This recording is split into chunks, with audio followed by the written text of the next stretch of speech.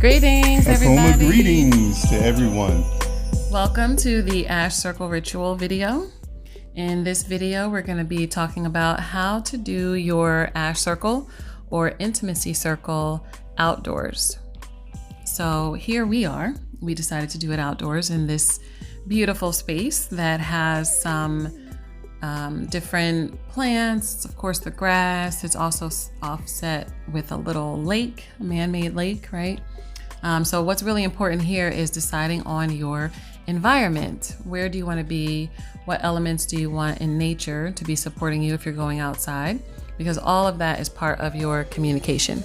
Yes, the nature communicates to our consciousness, and the things that we choose externally are a reflection of principles that exist within us. So always be in tune with what calls you in nature. Water, sand, rocks, grass, trees, those elements are speaking to certain parts of your consciousness. Yes, and we are collecting some sticks in this one. So as we got to this environment, as Masho said, you're paying attention and you're noticing what speaks to you. We decided to do the first ritual with these sticks that we had seen, and we aim not to hurt anything.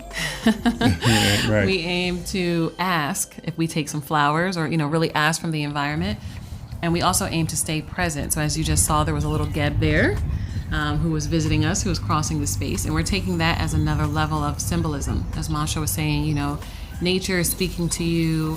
All of this is a part of communication. So we're collecting enough sticks to create the circle that we're going to actually sit in a little while. So now, as the sticks, they're like a bamboo shoot, are all collected. The washer's here collecting them all. I'm opening the way. A prayer that we do to set intention. And then I'm making the circle here. And as you can see, the circle may not necessarily be a complete round O, but the point is that we're inviting spirit into a sacred place. So the border of this circle becomes the external world.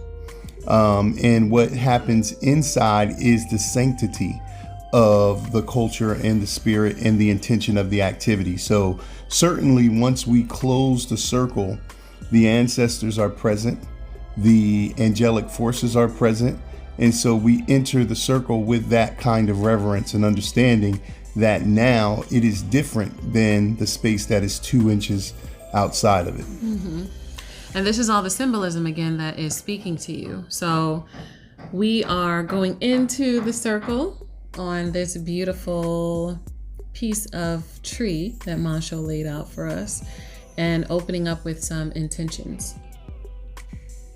And so now we're moving into the greet or the acknowledgement of one another as new energy in the circle. And we took the pose of back to back to align our spines to represent morality, which was appropriate because we were using the Ma'at feather to go through the virtues, principles, and laws of Ma'at. And so we shared, I have not, or I will not, and I have not. So that's how you take moral inventory. And this is a good example of how you can use the intimacy circle to really establish a moral, ethical foundation. And once you're done, you move and disperse the circle. And there were other things in the environment, but we didn't choose to use these. So we saw some rocks. We also saw some flowers.